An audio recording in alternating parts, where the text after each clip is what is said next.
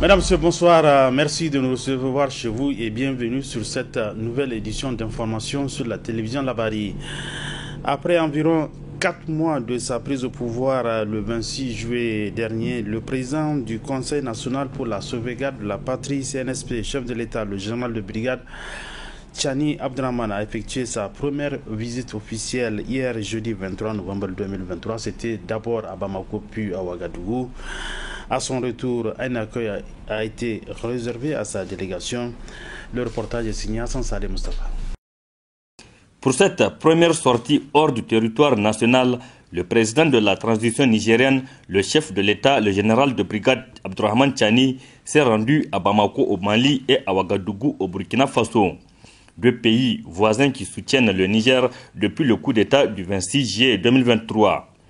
Donc, ce déplacement du président du Conseil national pour la sauvegarde de la patrie, le général de brigade Abdrahmane Tchani, vise d'abord à réaffirmer la reconnaissance des nouvelles autorités nigériennes, mais aussi de l'ensemble du peuple nigérien aux autorités de transition du Mali et du Burkina Faso, ainsi qu'au peuple de ces deux pays. Le Burkina et le Mali ont fait une déclaration conjointe suite à laquelle ils s'opposaient à toute agression contre le Niger.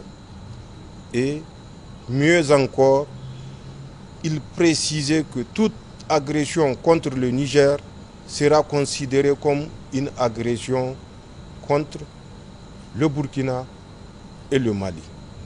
La détermination était sincère, la détermination était profonde.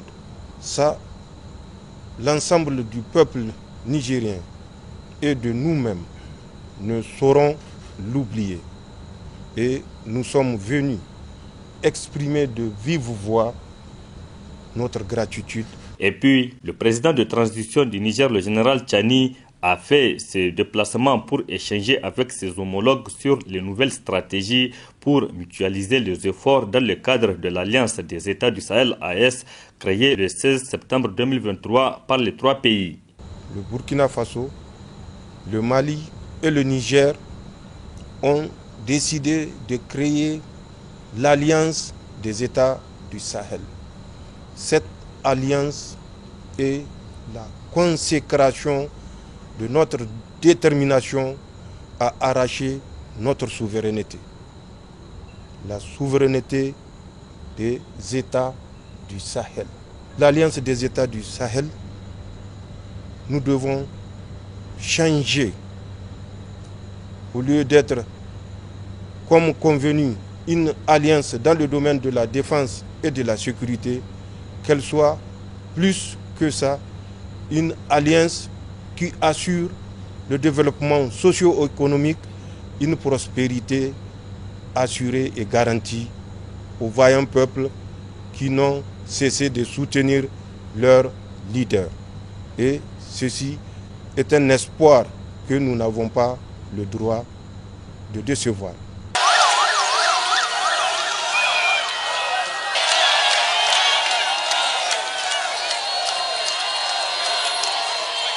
À son retour à Niamey dans la nuit, c'est un grand accueil qui lui a été réservé à la place de la résistance, une façon de saluer ce premier acte posé. Aujourd'hui, notre président, son Excellence le général Tchani, s'est déplacé. Les gens ont dit qu'il ne peut pas sortir.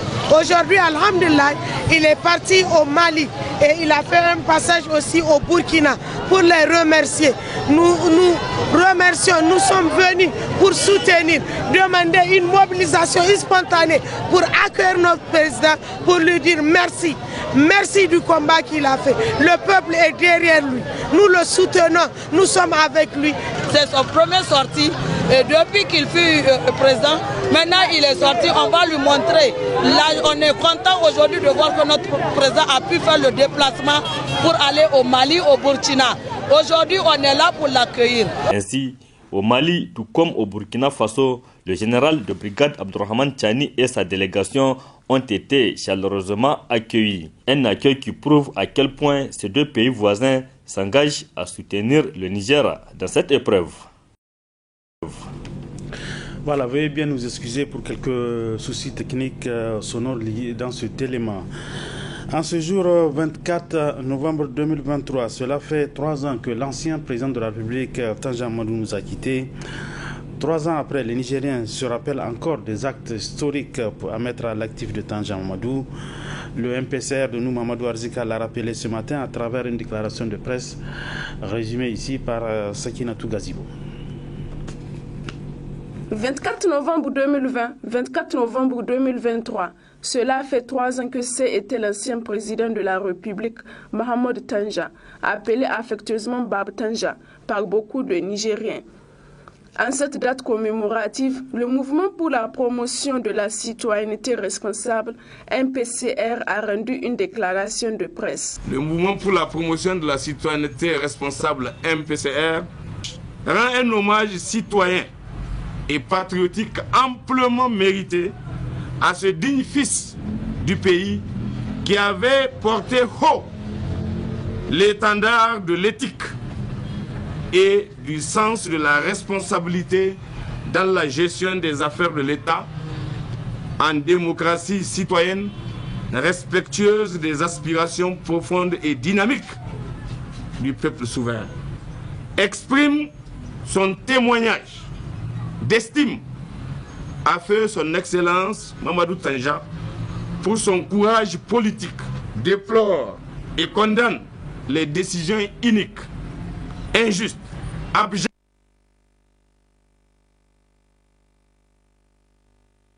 et de l'UEMOA et exige leur retrait pur et simple. De ce fait, le MPCR n'a pas manqué de lancer cet appel.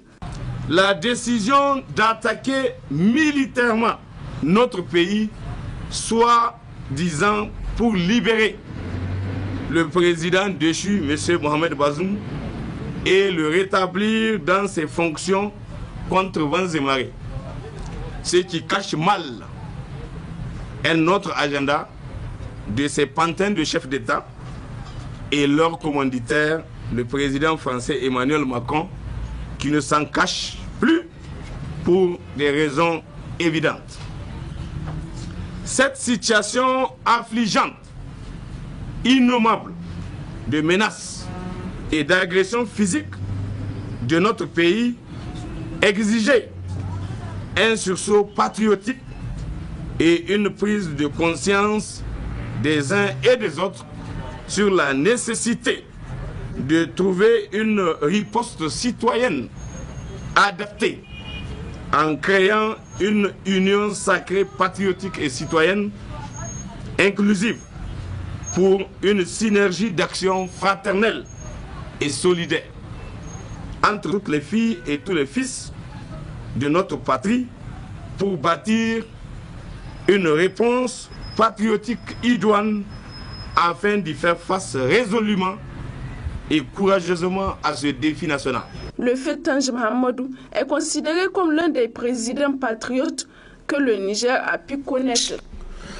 La suite de cette édition d'information, le directeur national de World Vision a animé ce matin un point de presse, une sortie médiatique qui a pour objectif de partager les informations sur les activités menées par World Vision à l'occasion de la journée mondiale des toilettes célébrée le 19 novembre dernier. Le compte rendu de Boubacar Ibrahim.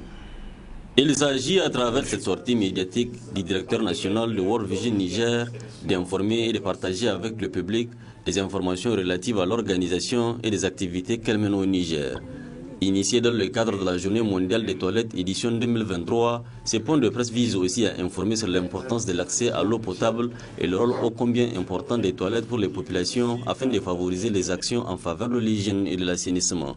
Ce point de presse a pour objectif de parler de notre travail, du travail de World Vision dans le cadre de l'eau, hygiène et assainissement. Mais il vient aussi après que le 19 de ce mois, le monde célébrait la journée mondiale des toilettes. Cela pourrait poser problème de pourquoi le monde célèbre la journée mondiale des toilettes. Mais plus de 3 milliards de personnes dans le monde n'ont pas accès à des toilettes hygiéniques.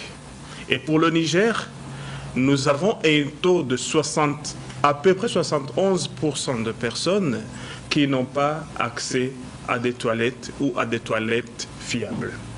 Et quand on parle de l'accès à l'eau potable, les données du ministère de l'Hydraulique indiquent que seulement 46% de la population rurale a accès à l'eau potable. Donc c'est un défi majeur et c'est important que nous puissions nous y consacrer. Pour entrer à la matière, je pourrais vous parler du travail et de World Vision.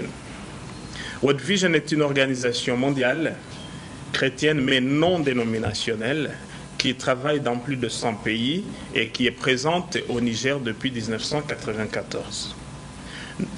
Le travail de World Vision s'articule autour de 4 axes majeurs qui sont l'eau, l'hygiène et l'assainissement, l'éducation, la santé et la nutrition et la protection de l'enfant, sans oublier la réponse humanitaire. Accélérer les changements, utiliser le colibri pour inciter les gens à agir afin d'améliorer le système d'assainissement, c'est le thème de l'édition 2023 de la Journée mondiale des toilettes.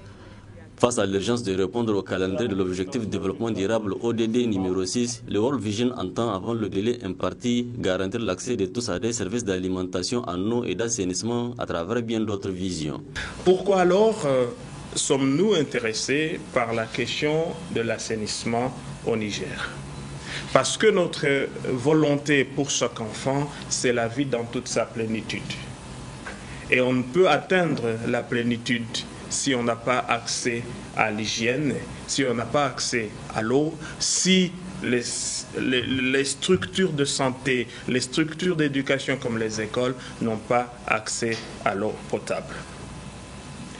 Notre approche dans ce domaine s'articule autour du concept de l'assainissement total, participatif et communautaire, notamment connu sous l'ATPC.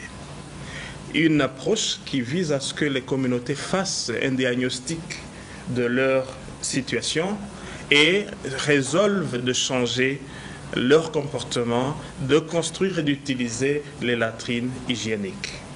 C'est important dans le cadre des communautés parce que ce que nous faisons à titre participatif devient une appropriation de la communauté et celle-ci peut changer le cours de leur santé publique. Notre vision est que dans nos zones d'intervention, nous puissions atteindre la couverture universelle d'accès en eau potable.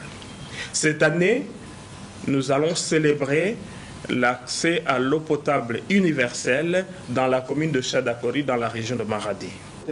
À savoir aussi que dans le cadre des objectifs qu'il s'était fixés, le World Vision a déjà réalisé pas moins de 2089 forages positifs, dont 412 systèmes mécanisés, mini-addiction d'eau potable, addiction multi-village, postes d'eau autonomes, 755 blocs de latrines dans les écoles, 409 blocs de latrines dans les formations sanitaires, soit un total de 1164 blocs de latrines institutionnelles et 168 575 latrines familiales.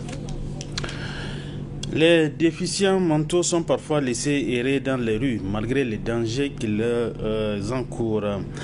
Les malades mentaux de sexe féminin subissent plus de viols. C'est un reportage de Ismaël Mouni. Dans les rues de la capitale, les déficients mentaux sont exposés à tous les risques. Divagant partout et parfois sur les tas d'inondices, ces cas sociaux sont classés comme des personnes de second rang.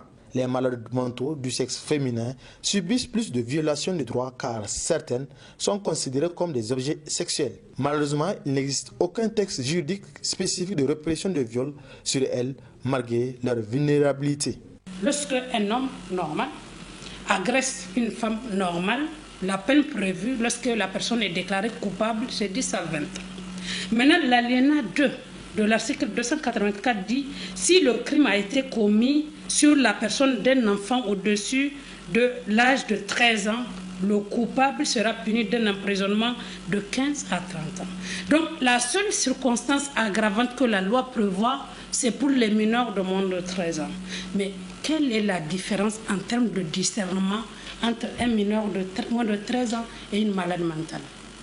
En fait, si cette vulnérabilité était reconnue sur le plan de l'exploitation sexuelle, on aurait dû prévoir un dernier alinéa qui puisse disposer que toutes les personnes atteintes de troubles mentaux constitue une circonstance aggravante lorsque un homme normal abuse d'une femme malade mentale. Après avoir mis au monde un enfant issu du viol, la malade mentale se voit confisquer son nouveau-né, généralement par l'autorité, pour le sécuriser, en l'introduisant dans un centre d'accueil. Elles ont aussi l'affection, hein. Souvent elles sont réticentes quand on touche à leurs enfants. Vous voyez, vous savez ce que c'est que l'affection d'une maman à un enfant. Donc ce n'est pas de par gaieté de cœur que nous prenons les enfants, mais nous le faisons pour leur bien, pour le bien de la société. Parce que ces femmes-là, elles n'ont pas choisi d'être malades mentales. Parce que l'enfant a grandi, on le place dans sa famille. Stigmatisé, violé et privé de sa progéniture, c'est malheureusement la situation dans laquelle végètent certaines femmes à Niamey à cause de leur état de santé mentale. L'absence d'une loi de répression sévère contre ceux qui abusent de ces femmes mentales ne fait-il pas partie des raisons qui tardent à mettre fin à ces fléaux qui est pourtant une réalité dans nos sociétés? Ainsi prend fin cette édition d'information. Mesdames et messieurs, merci à vous de l'avoir suivi. Bon début de week-end à tous. Bonsoir.